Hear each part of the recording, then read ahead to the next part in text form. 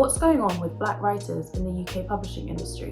In the new Oscar-nominated film American Fiction, Monk is an African-American novelist who's disillusioned with the publishing industry's obsession with reducing black writers to offensive stereotypes to pander to white audiences, and how the establishment profits from peddling quote-unquote black trauma porn. To prove his point, he writes his own outlandish quote-unquote ghetto book under a pen name, full of the most outrageous black cliches he can think of. But to his horror, opportunistic white publishers lap it up in an attempt to advertise their diversity credentials, and it becomes an instant hit. They want a black book. They have a black book. I'm black, and it's my book. You know what I mean. Obviously, the film is satire.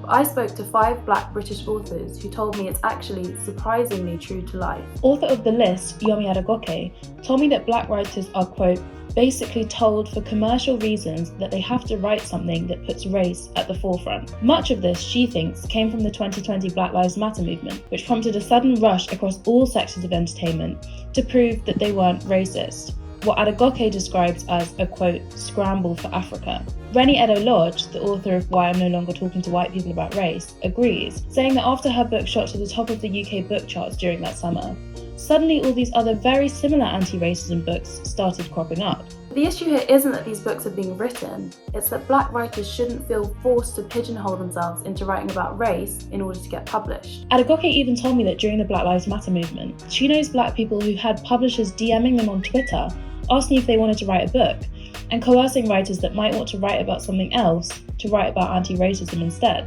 For author Derek Owusu, the impact of the 2020 scramble for Africa has actually impacted the quality of the literature able to be produced by black writers, because editors are now scared to properly edit black British writers for fear of being accused of being racist, which he thinks is evident in some of the writing that's been produced recently. They also all agreed that the appetite for black voices has dissipated across the whole entertainment industry since 2020, pointing to the slews of black-led TV shows that have been cancelled over the last year, essentially because it was a disingenuous PR campaign.